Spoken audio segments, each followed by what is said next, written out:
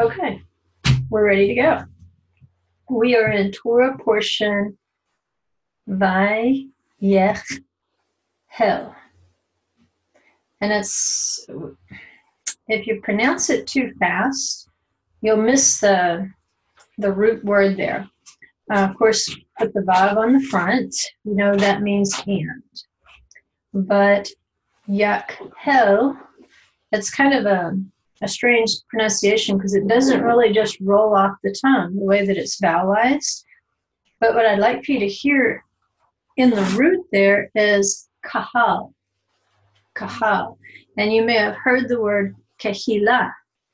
Kehila means a congregation. It would be an equivalent expression for a word like adat. Adat would be another word. So it means to assemble something. And so tonight I'm not going to do a long reading because what I'd like to do is just lift the general application of the Torah portion. Because if you had a chance to read through it, you see that it's a repetition of the Torah portions that have gone before in terms of describing the textiles, describing the minerals, the dyes, everything, the wood that goes into the Ohel. Ohel is tent. Moed, which is meeting. And you also recognize Moed from feast day. All right, the feast days are the Moedim. So we have a Ohel, tent of meeting, Moed. It's also called the Mishkan. So if we say Ohel Moed, or we say Mishkan, we're talking about the same structure. What we would say in English is the tabernacle in the wilderness. So the focal point of the Ohel Moed is not just the appointed times, although it's central to the appointed times. It also functions on a day-to-day basis. The tent never shuts down. You're going to have these offerings twice daily. They're going to be lighting the menorah in the evening so that it will burn through the night. So basically the tent is functioning 24/7 like a living, breathing human being. And the idea that we would gather at this tent at the appropriate times, there's a message there, even before we get started. And that message is implied in the very first word, which it usually is when we're talking about Torah portions, right? That's how we remember what's in the Torah portion. We remember it by the first word, which becomes basically the title of that portion. So with Vayekhel, we know that the description that follows in all its intricacies, it's going to describe how you assemble the tent of meeting, how you assemble a tent for the indwelling presence or the Shekhinah. So you hear Mishkan, a place of dwelling. And so the whole idea of building the Mishkan was so that his spirit could dwell among the people. And so having a central location of worship was part of that process. It would have been, who would have questioned it if Adonai would have said, okay, everybody worship on Shabbat in your own tent. Everybody worship on Yom Kippur in your own tent. Everybody worship on Pesach in your own tent. Everybody worship at Sukkot in your own little sukkah. But we know that he intentionally, even before Jerusalem was established as a capital city, even before then, he keeps telling them there's a place I'm going to put my name. And until then, this is where you gather at the appointed times. This is where you offer particular sacrifices at the appointed times. I don't want you out there doing things in your own tent, because eventually that's going to lead to error. And we know that's true because we're in the internet age and everybody's their own little kehila based on what they read on the internet that day. So that's trouble when we're isolated from one another. And there's screens all through this Torah portion. And I don't have time to do it this week, but at some point, maybe around Purim, I want to talk more about the word masach.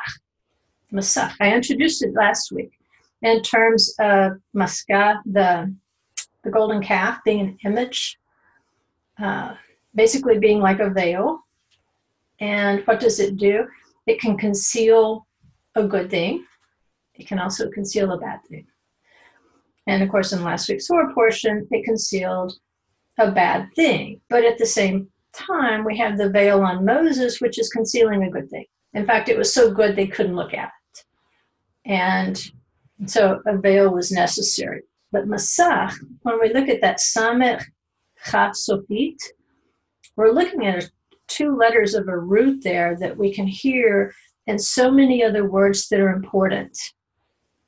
I think it's even, I don't remember if it's the Ashkenazi or the Sephardi Haftorah this week. It mentions pouring out the silver and gold vessels in the plains between Sartan and Sukkot.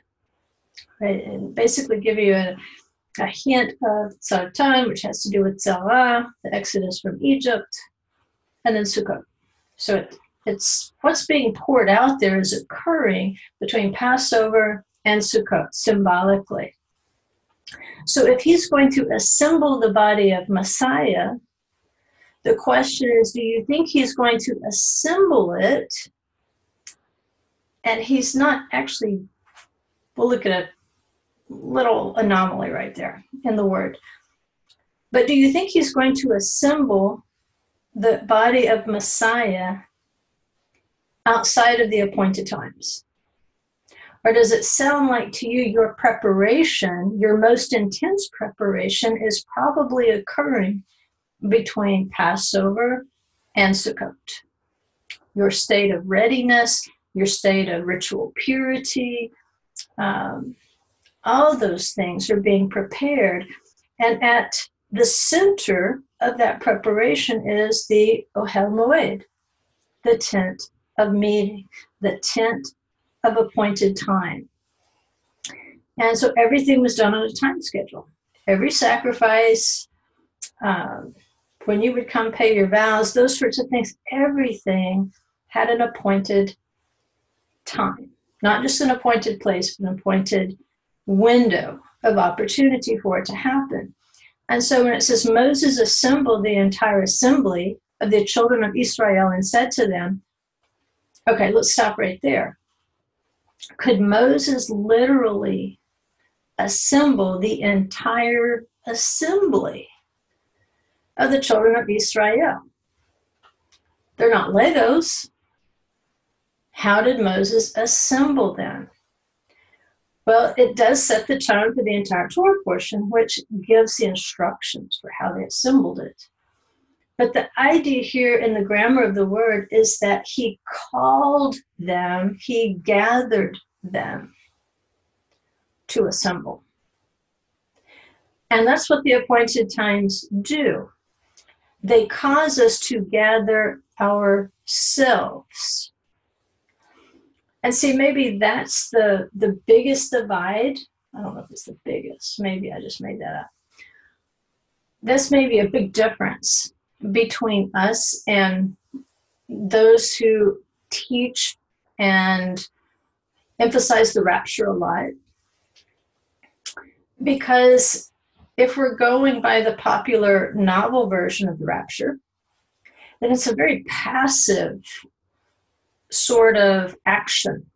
In other words, I just live a good life, and then passively at some appointed time, then some great hand is going to snatch me up into heaven and we'll live happily ever after. But if we're looking at the pattern of Scripture, and we're talking about the body of Messiah, which I would suppose is when the body of Messiah is going to be assembled, It's going to be at an appointed time. I would suggest Rosh Hashanah, the Feast of Trumpets, initiates that process, at least for the righteous. While at the same time, we can see in the scriptures this week that he also plucks out the wicked and tosses them aside. But the idea is Moses assembles us, or the Holy One assembles us by simply calling us together at a time that we already know. Because the text is talking to us about an Ohel Moed, a place of an appointed time. So if we gather according to these commandments at the appointed time, yes, Moses is assembling us, or yes, Yeshua is assembling us, but the key here is he's calling us to assemble ourselves. He's calling us to do something that we already know to do, and we know when to do it. I wonder if I should be sharing a screen with you right now.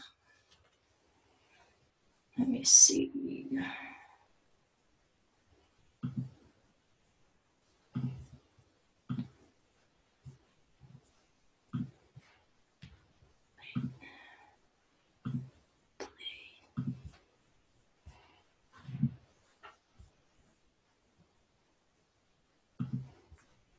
Okay.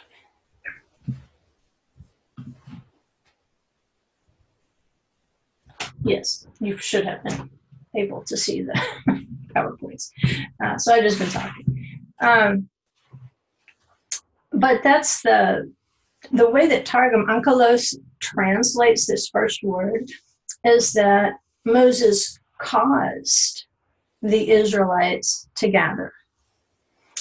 And there again, if we look at that collection, as it speaks about in the book of Revelation, about the four angels holding back the four winds, which we know are, basically the judgments on the earth, until we can be set apart from the destruction, until we can be protected from that destruction. And Yeshua says that we will be gathered from the four winds.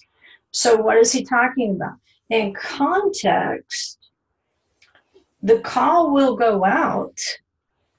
It won't be a secret, and it won't be a secret because we will have been instructed how to gather ourselves at the appointed time. And the whole text of the portion takes us through the technicalities of the tent of the appointed time. And at the very beginning, it's going to remind us something. The first thing we have to know in order to assemble, and I understand that we're experiencing something right now that's only happened twice in 2,000 years. And that something is thousands of Gentiles woke up one day and said they wanted to study Torah. There's no accounting for what's going on. It's only happened twice in 2,000 years. Thus, chaos. And that's what we see the pattern of creation is. He starts with chaos, and then he starts speaking formation out of it. And so we can know, even if we woke up one morning in chaos and saying, wait a minute, I'm a Christian, why am I wanting to study Jewish things? He's calling you out of this thing into that thing. And that's where I'm headed today is, what does it mean new and old? Because the assembly of this tent is going to be part of that new and old process, pattern of Scripture. The first thing he wants us to know when he calls and we begin to assemble ourselves. See, that's the whole idea. We're not being passively snatched up. And we had no idea about what was going to happen. The idea is we already know the times to gather because it's called an Ohel Moed, a tent of the appointed time, a tent of meeting when lots of people already know when and where to gather. So before we even start doing anything with this meeting, as we start to assemble ourselves together, remember, we're this little walking mishkan. We're this little walking tent of meeting. And if we're a little walking tent of meeting, then we better know what time the meeting starts. And I could get up on this table and preach that one, I believe. If you're going to be a tent, and that's what Paul calls us, the tabernacle of this body, the mishkan of this body, the temple of this body, he calls it both. If we're going to function as little Ohel Moeds in this wilderness outside of the land, then we start with knowing what time this body's supposed to move and where it's supposed to move. With whom should I gather? And see, there's all sorts of assembly that's going on. But the first thing I have to know, he tells us right off the bat, before they bring precious metal, gold, silver, bronze, before they bring dye, wool, wood, skin, oil, spice, before they dye one garment, before they stretch one hide, before they saw one wooden beam, before they cast one silver socket, before they mix one spice, before they hammer one peg, before they cut one piece of cloth, before they sew one curtain, before they bake one loaf of bread, there's something they have to do. There's something they have to remember. And it's directly related to how Moses called them to assemble. One thing we have to accept, and one thing we have to apply before we started all this hammering and sawing of our lives, which is going on right now, by the way. We are hammering and sawing to try to assemble this tent, but we have to know this. Before we do any of those things, he makes sure we know the most important thing. For 6 days work may be done, but on the seventh day you shall have a holy day, a Sabbath of complete rest to the Lord. Whoever does any work on it shall be put to death. You shall not kindle a fire in any of your dwellings on the Sabbath day. So before I can do any of those categories of work in which I would assemble myself with the body of Messiah, I have to understand that it all stops. In terms of this creative work, it has to stop on Shabbat, even though we are assembling the tent together. So the assembly, the creative cutting, stitching, smelting, burning, stretching, weaving, those sorts of things have to stop on Shabbat, even though we're building this most holy thing in the midst of Israel, a place where they will go to gather and a place that will also accommodate the set times of gathering. And if we're going to accommodate those set times, the first time we start with is Shabbat. And we have to understand all the good that would come of assembling that tabernacle cannot come to good if we don't stop it on Shabbat, even though it's a most holy thing. Now, once it's assembled, once it's complete, once it's put together, then it can be set in motion. Basically, the fire supernaturally comes down. They don't even have to kindle the fire. They just have to make sure they keep the fire going. But once it's assembled, it continues to function on Shabbat. But what must stop are the categories of building on Shabbat. And so what is the foundational thing?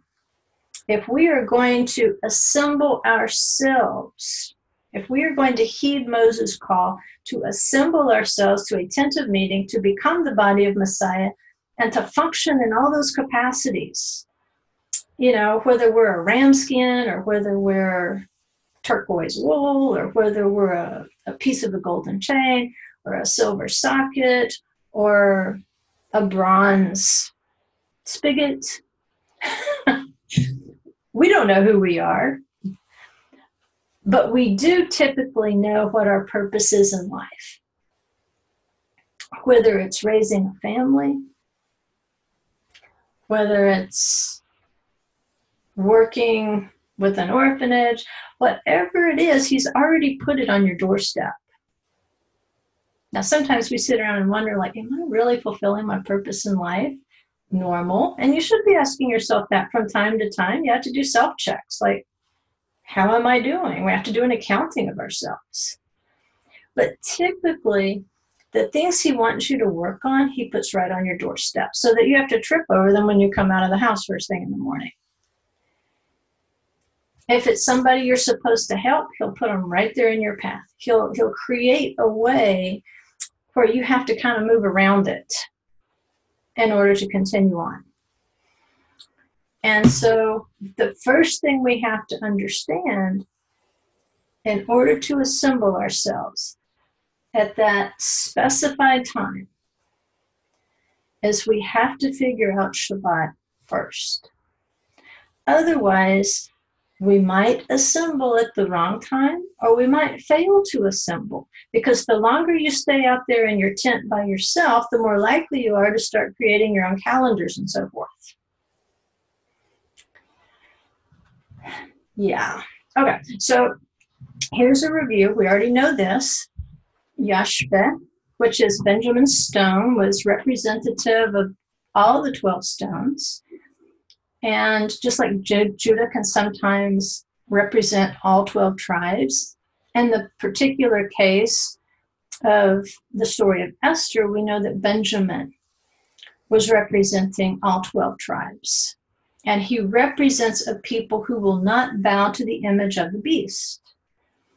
And we know the image of the beast has to do, it's given very specifically in Revelation, it has to do with trade.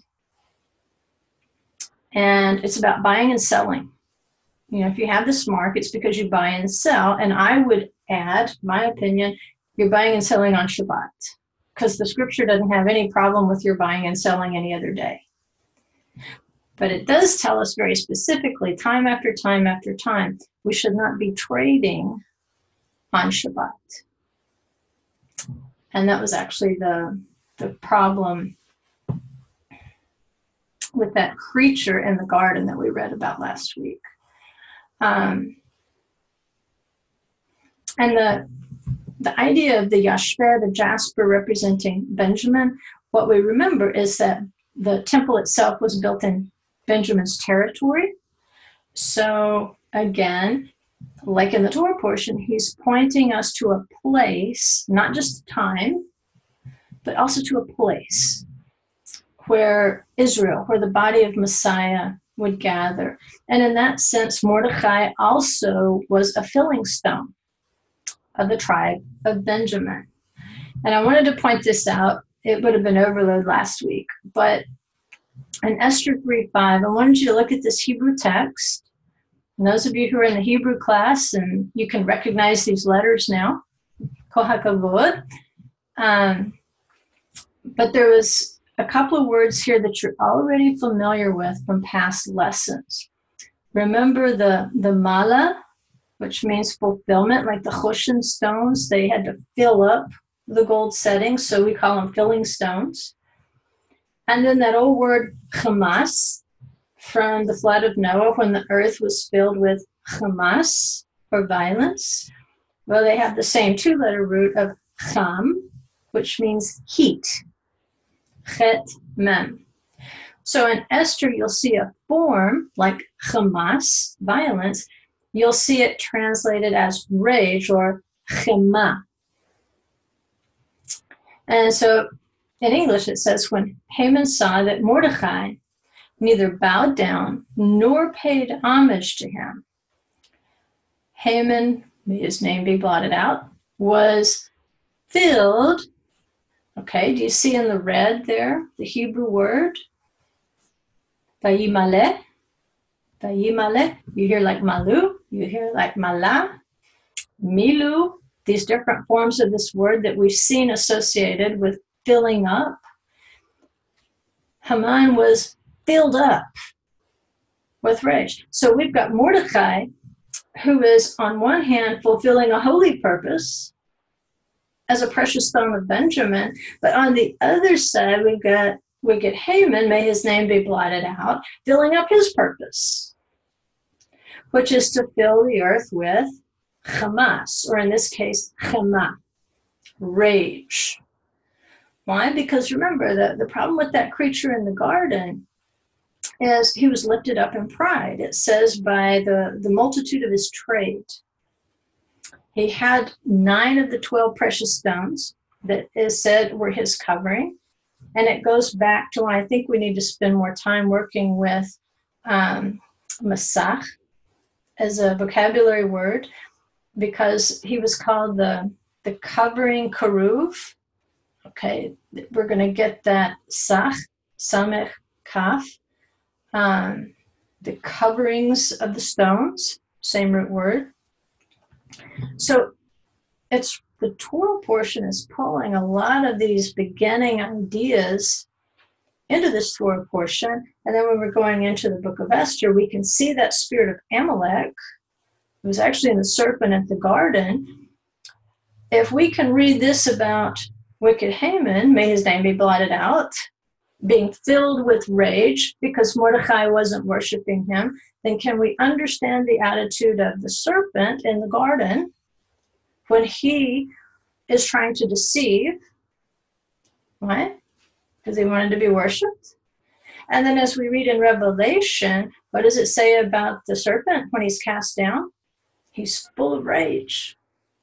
He's full of wrath. He wants to be worshipped, and he's just been cast down out of heaven. And it says, woe to those who dwell on the earth, because he knows his time is short. So he has a sense of time.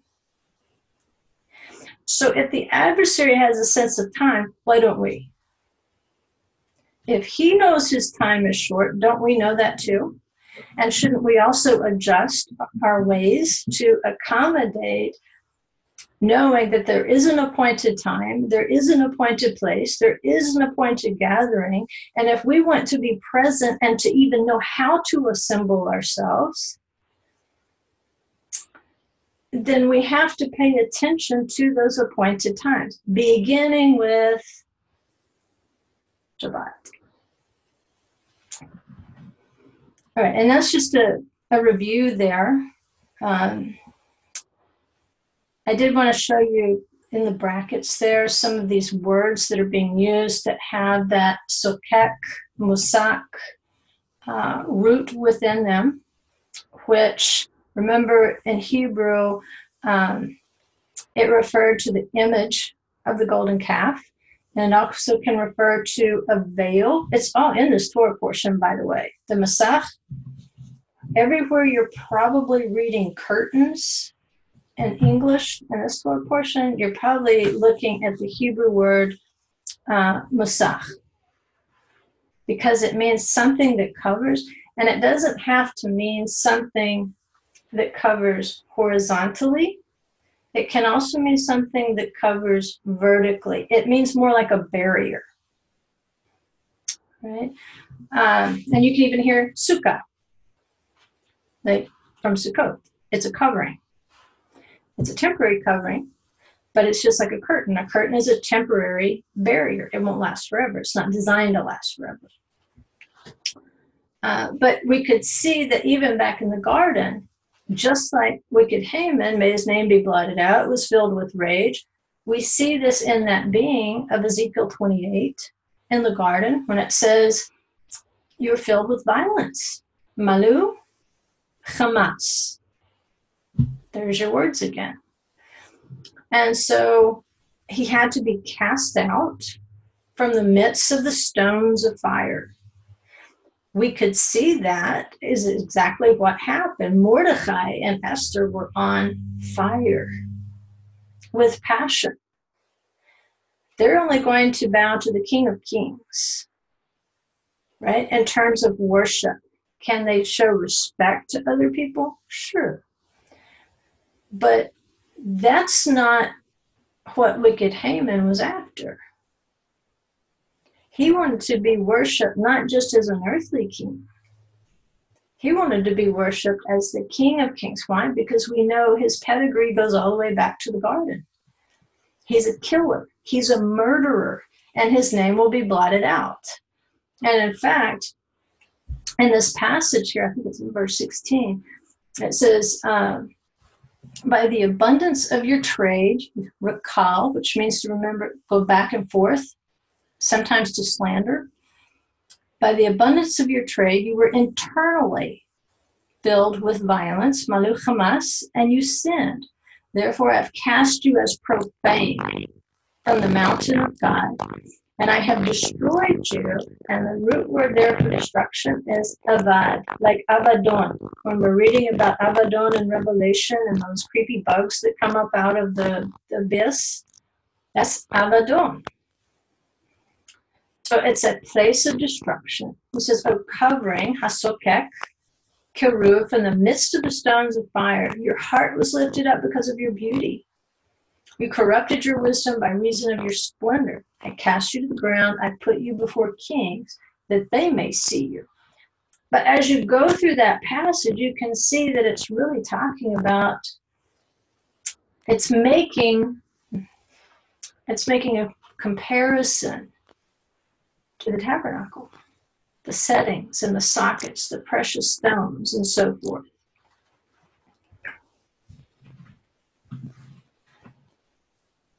Okay, so it says, by the multitude of your iniquities and the unrighteousness of your trade, rekulatecha.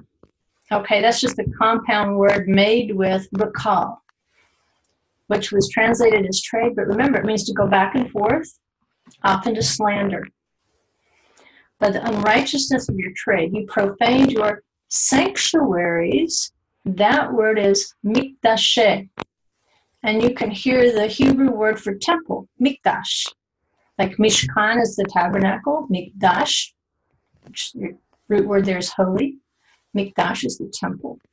You profaned your sanctuaries, your mikdasheh. Therefore, I have brought fire from the midst of you. It has consumed you, and I have turned you to ashes on the earth in the eyes of all who see you.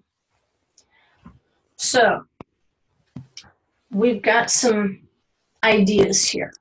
Just by using the comparison of this creature in Ezekiel 28 and matching against the instructions for our assembly that we have in this Torah portion, and then going all the way back to the garden and saying, what was the dynamics of the garden with the serpent and the woman and the man and the falling and the nakedness and all that? But we're told very specifically that the reason for his fall was recall, trade, and something that we are supposed to cease from on Shabbat is recall, trade, commercialism. It doesn't mean if you have a job where you can save someone's life or ease their pain, a necessary service to keep people alive. Yes, you can do that job. But in terms of just making more money, I'm sorry. The world's upside down. It's completely departed from the original commandment, from the original pattern, and what has increased, the farther we get away from the Shabbat, the more trade and commerce there's going to be. So by extension, we can say the Mikdash, the temple, the Mishkan, the place where we are to assemble ourselves together, should not be profaned by kindling trade or fire on the Shabbat. And of course, we've got other passages that give us more details about cooking. Basically, you can hold things warm, but don't cook something from scratch. Don't start from the beginning on Shabbat, because that's where you're getting into the kindling the fire when you should have baked what you were going to bake and boiled what you were going to boil any other day of the week, but not, you can't start it on Shabbat. It's the same thing with trade. Don't start your trade on Shabbat. Right? Now, the problem we run in this day and age is so much trade is done on the computer. Like, I've got books on Amazon. Can I stop somebody from buying a book on Amazon? No, because even if I were to unpublish the book remotely, Amazon will still continue through second and third party sellers to sell my product. So once it's out there, I don't have any control over it. But can I recommend and say, please don't buy my books on Shabbat, wait till the sun is down. You won't die if you wait a few hours. Promise me. The book's not that good, all right? It's not as good as Torah. Torah will make you live on Shabbat. But when I check on the stats, can I tell that people have bought some of my books on Shabbat? Yes, I can. I wish they wouldn't, but I can't stop them without completely stopping the publishing process and just selling things out of my garage, which I can't do. So the computer age has created a whole new thing. I emailed a complaint. I went to a news site after Shabbat on Saturday night, and I'm looking for news on the Gaza thing because they were assembled there at the wall there in Gaza, and I knew before Shabbat came in that there might be trouble. And so I pull up the news site, and the first thing I see is a naked lady. Now, does she have something on? Yes, she does. But she may as well not have, because you could see everything. It was so sheer. And I'm thinking, this is a news website. You don't put pornography on a news website. People that want to read the news don't want to see dirty pictures that they can never unsee.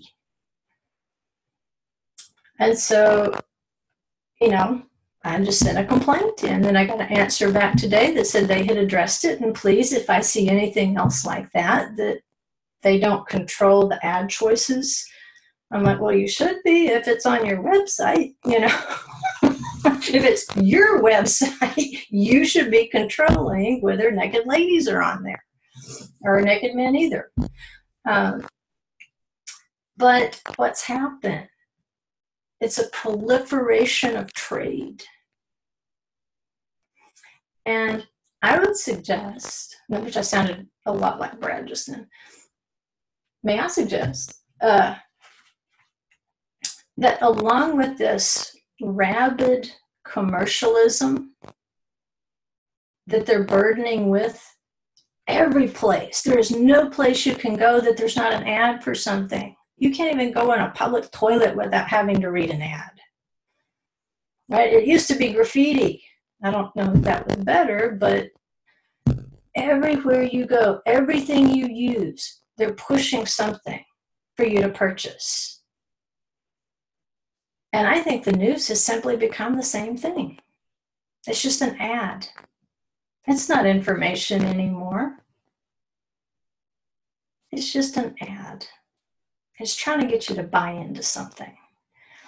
And so, to me, the more sensitive we are to Shabbat, the more we're going to be able to identify those things for what they are and not allow them to overwhelm us to the point that we believe we have to engage in commerce on Shabbat.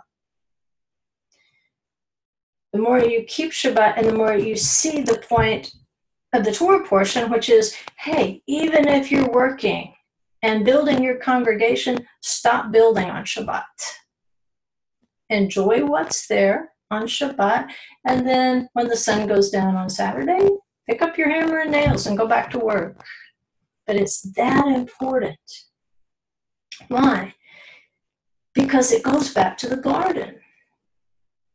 It was the multitude of trade that caused that being, whoever he was, Adam, Satan, whoever he was.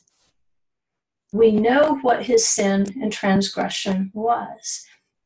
It was a multitude of trade that made him believe he was above Elohim, that made him want to take authority. Because see, in order to multiply the trade, you're going to have to respect in the garden what's already been established.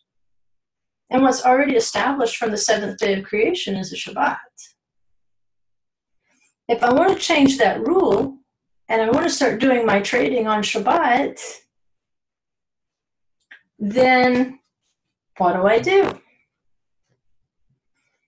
I start twisting the word to make it okay for me to do my trade on Shabbat, to do my going about and my slandering and so forth, to do my spice exchanges. I think that was one definition.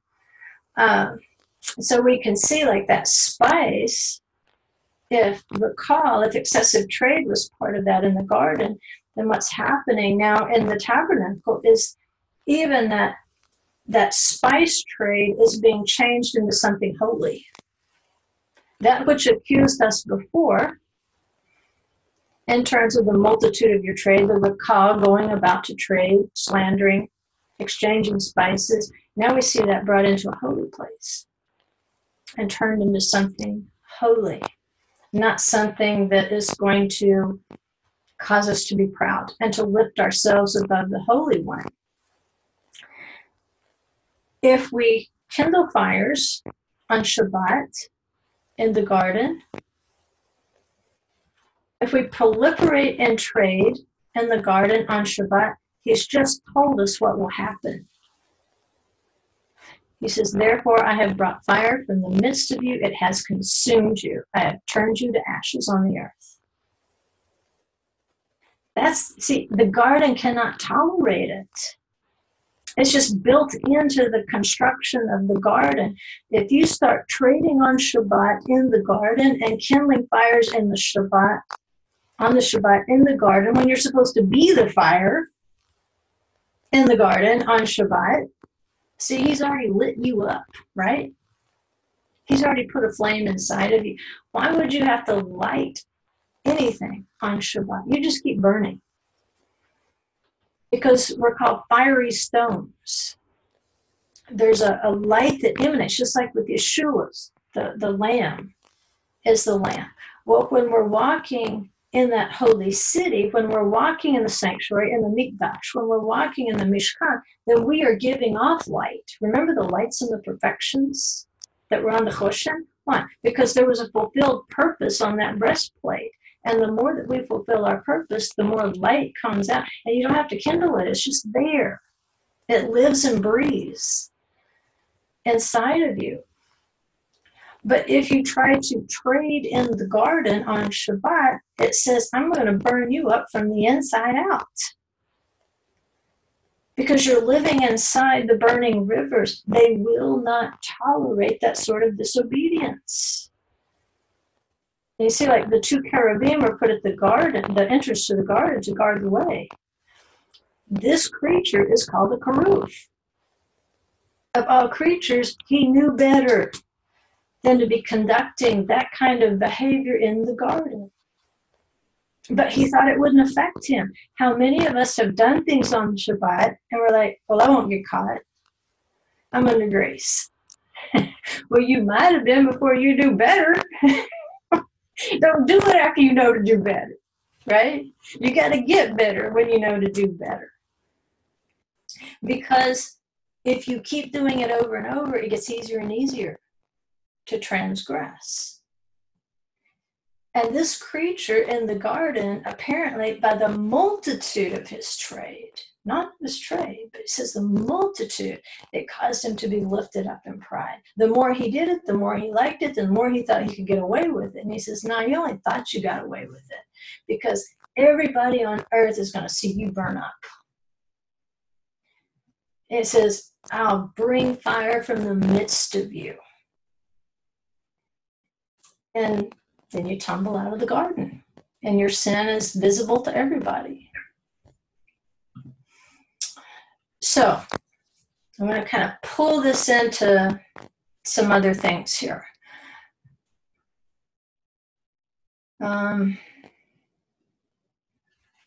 Let's see. Tashanda, I can see you right now. I can see two people right now. I can see you. Will you let me know at 10 o'clock? Just wave at me or thumb your nose or something to let me know it's 10 o'clock, because I didn't bring my timer in here.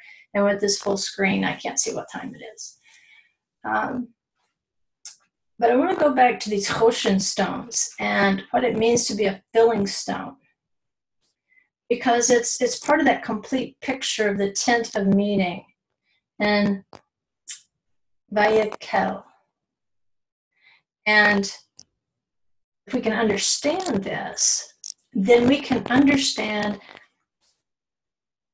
both how he's preparing to gather us and how we're preparing ourselves to be gathered. Like Moses said, Moses caused the people to gather according to things that were going to be written down, things that they were going to be instructed in them. They wouldn't have to wonder what to do.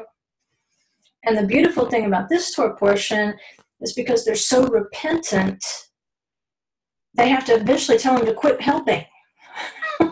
You've helped enough. We don't often get that, where we need help with something and people just won't quit helping. It's usually like you just have to beg, borrow, please, try moving furniture across town and see how much help you get there, all these strong young men that are out there playing football and soccer and all the strong stuff they do on the field, all of a sudden it's not fun just moving a couch. But I digress. I want to go to this generation and how it's being assembled relative to previous generations. But see, these examples keep being handed down to us, like we are a tabernacle, the tent of this body. You are the temple of the Holy Spirit. If he's going to continue to use these examples, then it pays to figure out how we fit in. So something I thought we might want to do is take another look at what Yeshua meant when he talked about putting new wine into old wineskins. He wasn't pulling that example out of thin air. There was a tradition associated with old and new. And just in a nutshell, in the rabbinic view, we're looking at the new wine of Moses, the new wine of Aaron, the new wine of Joshua. And at this point in Israel's history, they're stepping up to take their place beside the old wine of Abraham, Isaac, and Jacob. And I think you probably have read those examples that he gave, because I want to go extensively into Matthew 13 so we can get the full context of what he's trying to teach us. And I think he's teaching a principle, not just from this Torah portion, but some of these past ones that deal with the Choshen stones and how we assemble together. Even the questions that John's disciples are going to ask him, like, we fast, why don't your disciples fast? And we can get a simple, easy level of his answer. Any 6-year-old can probably get the easy, simple level of his answer, but I think we can take it deeper. Because the new wine and the old wine is going to have to do with the generations. And the idea that each generation is going to be called to do specific things. And the things that Moses is being called to do, while founded upon Abraham, Isaac, and Jacob's work, it's not identical to their work. If Moses only did what Abraham did, it would be too easy. In Abraham's generation, what Abraham did was hard. What Isaac had to do was hard. What Jacob had to do was very hard. Jacob really was few days and full of trouble. I mean, he had some legitimate complaints when he died, like, oh, you know. But for each of them, what they had to do was hard. If all you did was walk in the same steps as your parents, then it's too easy. And that's what we have to accept. What we've been called to do in this generation is hard. And if we only did what our parents and what our grandparents walked in, it would be too easy. And we would not fulfill our purpose. You can only be a filling stone in your generation when you do what your generation is called to do. Which is why Yeshua doesn't want to break the old wineskin. If you'll notice that, he's like, no, we don't want to break the old wineskin. He's not saying the new wine's better than the old wineskin.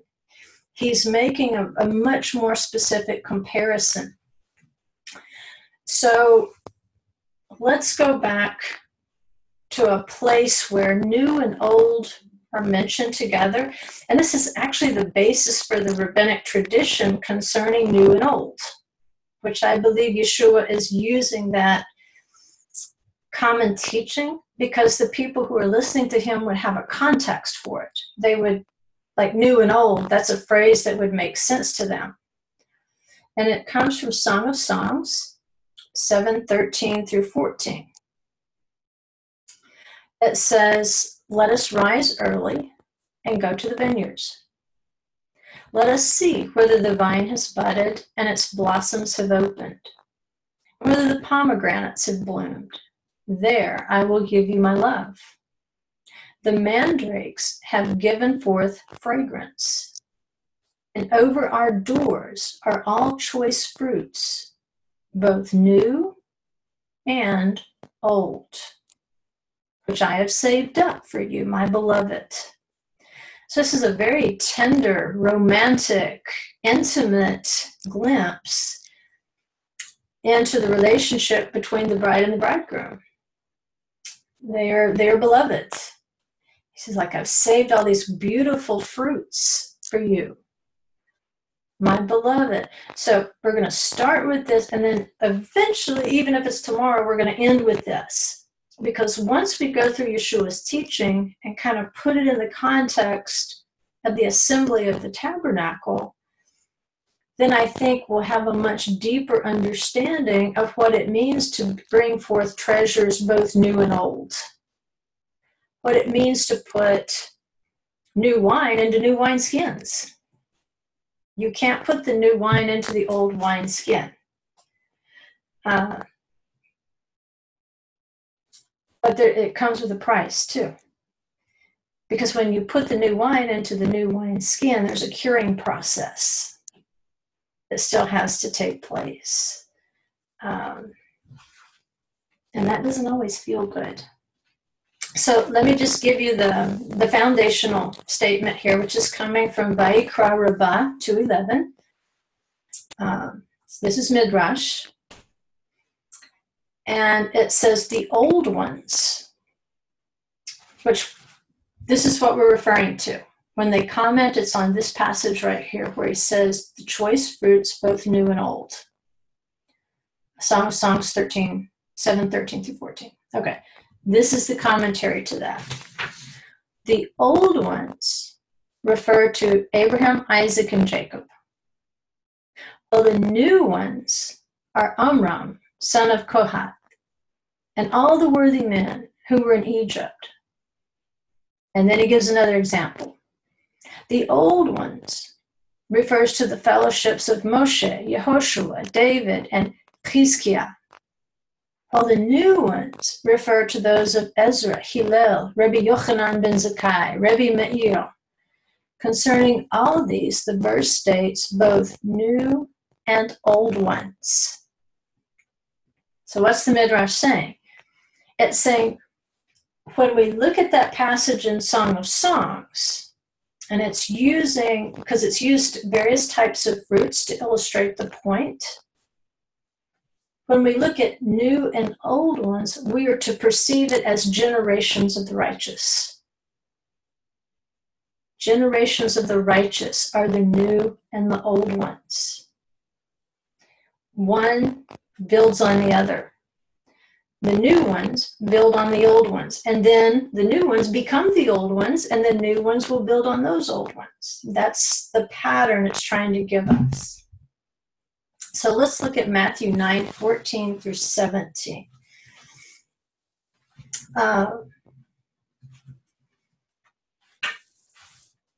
And let's just say, going back up here, with the new and the old ones, put it in the context of the Choshen stone. All right, and we know that each stone was called a filling stone. There was a gold setting, and it needed to be filled up. So each tribe had a purpose. They had a specific blessing that was given to them.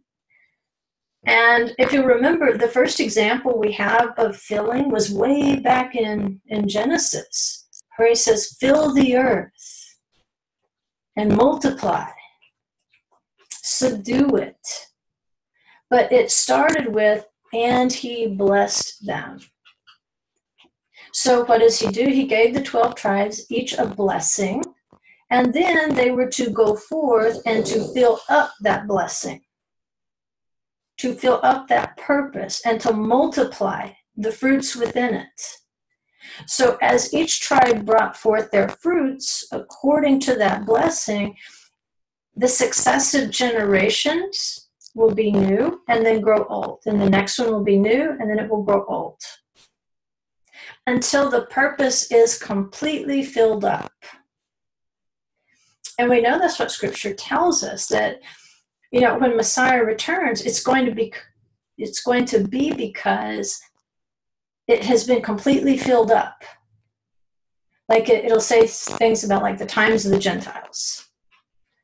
In other words, there's a time of the Gentiles. It's going to be completely filled up.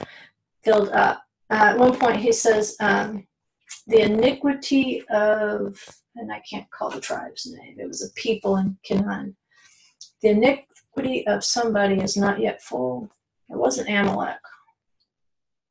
It was a different people before he sends the Israelites back. In other words, I'm giving them an appointed amount of time to fill up their violence and iniquity. The same way with the tribes, he gave them the blessing they needed, and then at a appointed time, they will fill up with that blessing their purpose. And so to be a filling stone, to be part of Israel, is to fill up our purpose in our generation. So in our generation, we are the new. And we have to advance the work of previous generations. We're not trying to do away with Abraham, Isaac, and Jacob. We're not trying to do away with Moses and Joshua. We're not trying to do away with Ezra. We're not trying to do away with John. We're trying to build on and fill up and advance the work that they laid before us. And that's why it's so futile to sit around and badmouth the church. There's only one that's going to be able to sort out the bad fish at the end of days. That's when the fish sorting takes place. But for most of them, they filled up their purpose in their generation. And to be their generation. They couldn't fill up the purpose of another generation, only their own. And so the new ones never replace the old ones. They're not better, they're not worse. They're just building on the foundation of the older ones. And if you'll remember the description of Jerusalem, the holy city last week, it talks about there's these foundation stones. But if there's a foundation stones, it means there's stones on top of it. To build upon that foundation, not to toss that foundation stone out.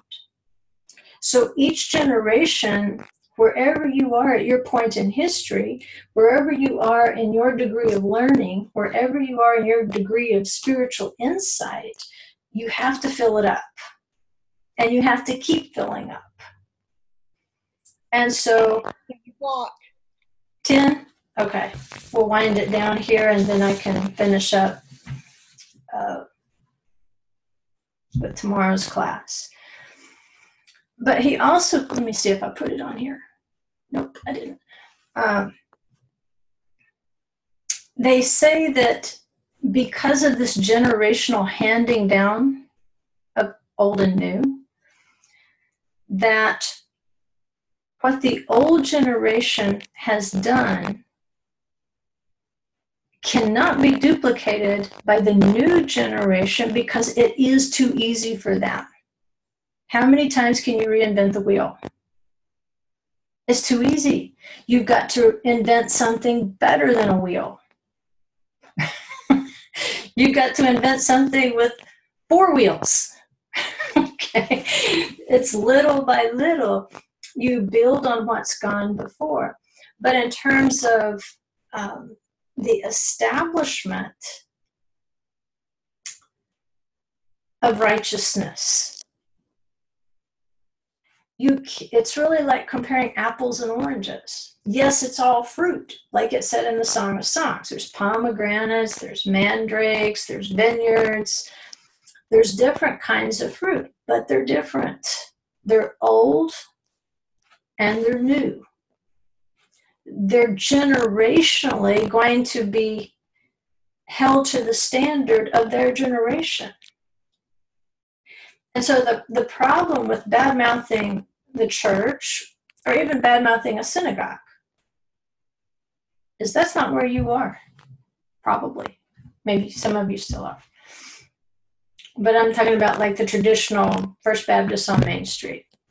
Even if you're still functioning there right now, you can't be bad-mouthing them. You have to be asking yourself, am I new? Or am I just trying to walk in the same footsteps as the generation before me? And if that's all I'm doing, I'm probably not filling up my purpose. But the moment you step out there and you become that new, you accept that purpose upon yourself and say, I want to fill up, I want to be a filling stone. I want to fill up my purpose in my generation. That's when the trouble's going to start. It's going to be hard. It's not going to, if you want easy, you do exactly what your parents did and what your grandparents did. Don't change a thing. Just do exactly what they did. But you're not going to be judged according to their generation. You're going to be judged according to your generation and what he called you and blessed you to do. Because if he called you to do it, he blessed you to do it. And if he blessed you to do it, then you can be fruitful and multiply within it. And you can also be sure it's going to be hard. Because if you didn't choose the hard thing, you would be doing the old thing. The old thing was a good thing to the old generation. It was their hard thing to do. But when we simply settle for trying to put our footprints down the same place they were before, we're probably not asking, what do you want me to do now? How do you want me to be new wine? I don't want to be poured into an old wineskin because it's going to burst. You ever talk to somebody and it looked like their head was going to burst open because what you were saying was so new to them, but you were talking about the same scriptures? You say, I don't know if that's in my Bible or not. I'm like, I'm pretty sure it is. Yeah. But you know what? In my generation, I've got to be faithful to that call. And I got to recognize, yes, he's blessed me to do it, but he's also promised me it's going to be really hard.